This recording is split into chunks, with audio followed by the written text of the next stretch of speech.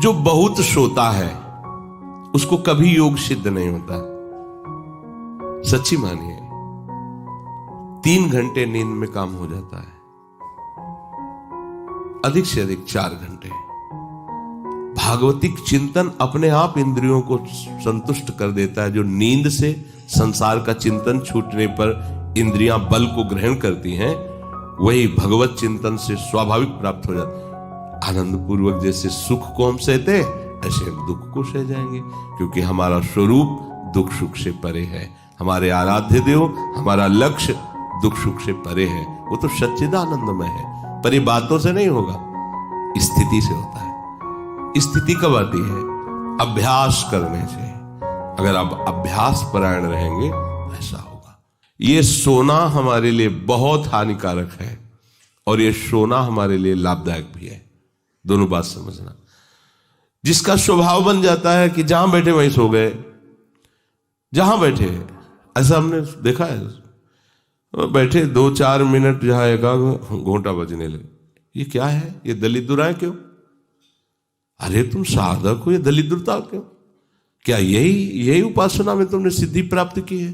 जहां बैठ जाओ वहां तुम लड़खड़ा गए, लार बहने लगी, सोने लगे, घोंटा बजने लगे। ये दलिद्रता है, ये तमोगुणी है। ऐसा नहीं।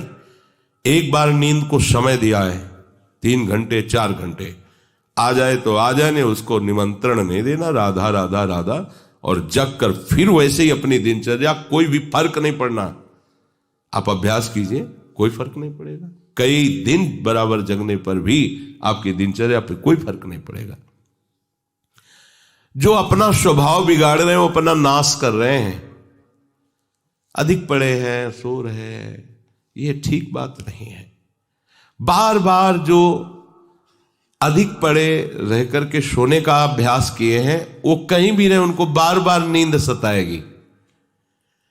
पड़े रहने में जिनको सुखानुभूति हो रही, सोने में जिनको सुखानुभूति हो रही, वो भजन क्या करेंगे?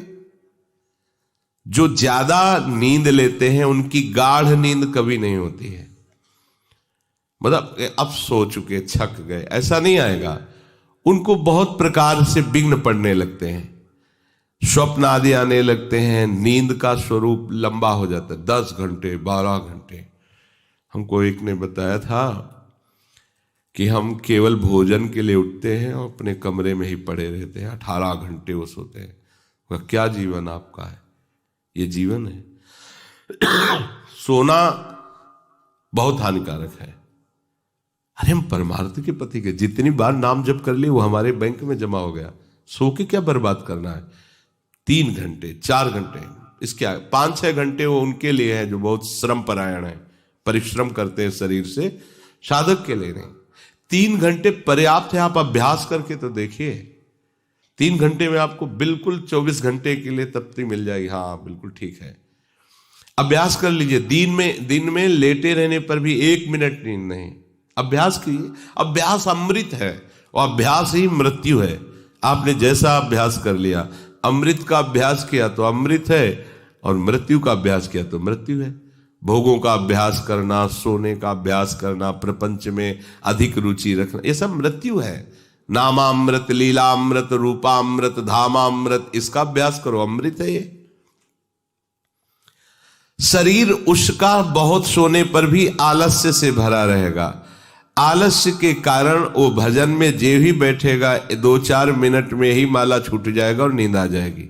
ऐसा दर्शन होता है। वो बहुत कोशिश करते हैं, बस ऐसे हो जाते। ये कैसे हो गया? तुम्हारा क्या अभ्यास है? ऐसे कैसे कोई हम पे ऐसे कैसे हावी हो सकता है? कोई हमारे ऊपर ऐसा कैसे शासन कर सकता है? चाहे नींद हो या काम हो या क्रोध हो, आप क्या हो आप समझो। आप भगवान के अंश हो और आप इतना अधीन होते चले जा रहे हैं शरीर के। सत्संग हो रहा है, आप मुंह बगाड़ के सो रहे हैं। कीर्तन हो रहा है, आपको झटके नींद के आ रहे। धिक्कार है आपको जीवन को। आप साधक हो, आप उपासक हो, ये क्या हो रहा है? जहां आपको संपूर्णतया सावधान होकर चैतन्य रहना है, वो आप सो रहे हो। कैसी आपकी दिनचर्या, कैसी आपकी साधना है? आप हो क्या? विचार करना चाहिए। डांटने की विषय नहीं है, कोई तुम्हें जगाए विषय नहीं है। भगवत कृपा से जीवन में कभी अलार्म नहीं बजाया। कि हमको इतने बजे उठना है, पता नहीं उठ पाए कि ना उठ पाए।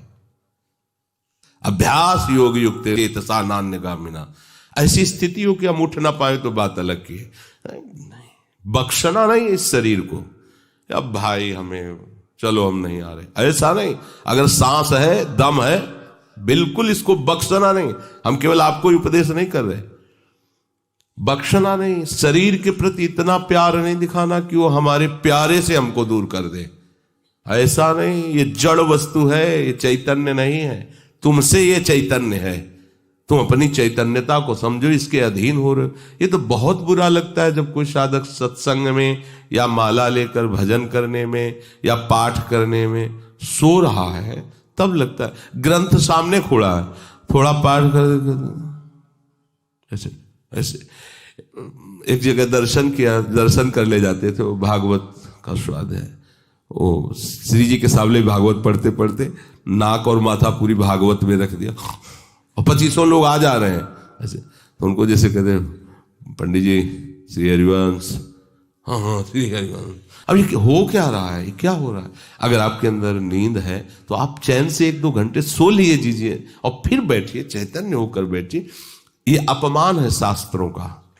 आप चैतन्य घन प्रभु के वचन पढ़ रहे हैं, आपको नींद आ रही, प्रभु की चर्चा हो रही, आपको नींद आ रही। कभी विषय चर्चा में आपको नींद आई? कभी फिल्म देखने में नींद आई? नौटंकी नाटक देखने में, रिश्ते नातेदारों से बात करने में, रिश्ते नातेदारों, आपका लड़का विदेश में रह रहा हो, उसकी कोई बात बता रहा हो, आपको नींद आएगी? नहीं आएगी। लेकिन अपने परम प्राण स्वरूप आत्म स्वरूप श्री प्रियालाल की चर्चा हो रही, आपको नींद आ रही है। अब हो क्या हो, जरा विचार करके देखिए। तो ये आलस्य के कारण उसके भजन में भारी बाधा हो जाएगी। उसका योग कभी सिद्ध नहीं होगा जो अधिक सोता है। सबसे प्रार्थना है आप अपने लिए नींद का समय निश्चित करें अपने हिसाब से, शरीर का परिश्रम देख करके। अब जैसे जो उपासक रात भर सेवा में लगे रहते हैं, हम उनके लिए कहेंगे कि चाहे दिन हो चाहे रात हो, आप 4-5 घंटे आराम से सोइए। प्रार्थना है कि सोइए, क्योंकि आप जवान साधक हैं, सोएंगे तो आपकी इंद्रियां फिर भजन में लगेंगी। आप अपने को देखिए, यदि आप कोई सेवा बल वाली नहीं करते हैं तो 4 घंटे से ज्यादा आप नहीं ले। अच्छा उपासक 3 घंटे में हो जाता है। अब आप लोग देख लीजिए, अपनी एक दिनचर्या में नींद का समय आप निश्चित कीजिए, और जो निश्चित कीजिए उसे कम से कम 10 वर्ष तो निभाइए। यहां 2-4 दिन में दिनचर्या बदल जाती है, ऐसे नहीं होना। साधु का ऐसा नहीं होता। कुछ नियम लो तो 10-5 वर्ष तो चलो, 2-4 दिन में सब फिसल जाते हो, क्या फायदा है? एक नियम लो, हम इतने घंटे सोएंगे, हम छूट देते हैं आपको। आप अपने आप ने नियम लो कि हमारा इतने घंटे में हो जाएगा। उस घंटे को आप लिख लो अपने सामने कि मुझे इतने घंटे केवल सोने के लिए सत्संग में अनुमति है, क्योंकि हमने वहां इतना नियम लिया था। आप ले लो, बताने की जरूरत नहीं। आपके द्वारा लिया हुआ नियम फिर आपसे कभी नहीं टूटना चाहिए। स्वीकार करो आप अंदर से कि आप इतना सोएंगे, पर लिमिट हम बताए देते हैं। शरीर अधिक श्रमित जो सेवा में होता है 5 घंटे, गृहस्थी है तो 6 घंटे, साधक है 4 घंटे। भजनानंदी को कहना ही नहीं पड़ेगा, 3 घंटे में हो जाता है। इसी के अंतर्गत आप चयन कर लीजिए। 6 से 7 में मत बढ़ना, क्योंकि सत्संगी हो, इतना भारी श्रम तुमसे नहीं होता। बलराम ब्रजवासी है, 20 वर्ष की बात बता रहे हैं, एक दिन की नहीं, 20 वर्ष की नित्य दिनचर्या से वृंदावन की परिक्रमा, और कितनी मेहनत से चक्की चला करके 150 रुपया करके घर परिवार चलाना, संत सेवा करना, सत्संग सुनना, ये सब गृहस्थ है, परिवार है, भागे घूम रहे हैं परमार्थ के लिए, नंगे पैर पूरे वृंदावन। 20 वर्ष पानी गिरे, पत्थर गिरे, कोई मतलब नहीं। इतनी इतनी एड़ी फट गए एकदम। अब उनको क्या कहोगे? साधु नहीं कहोगे तो क्या कहोगे? ब्रजवासी हैं, रात दिन प्रभु का नाम स्मरण, सत्संग, परिक्रमा सब कर, और मेहनत उठा उठा के बोरा भर बेचना, उसमें कहीं 10, 20, 50 रुपया बचा लेना, परिवार का पोषण करना। आपके लिए तो कोई सेवा ऐसी नहीं मेहनत वाली। फिर आप इतना लंबा सफर कैसे सोच सकते हैं? वो गृहस्थ होते हुए 2-2:30 बजे जगते हैं, तब अपनी दिनचर्या पूरी करते हैं। हो सकता है रात्रि के 10-11 बज जाते हो, दिन में वो चपकी में रहते, कब सोते होंगे। और 20 वर्ष की दिनचर्या हम उसकी बता रहे हैं। आप विचार करो, आप साधक हैं, आप विरक्त हैं, या आप संसार से निवृत्त होकर वृंदावन वास करें, आप कितना सोते हैं? ये बंद करो, शरीर को सुखी करना बंद करो। ये शरीर को सुख देने की बात महादुख मोल लेना है।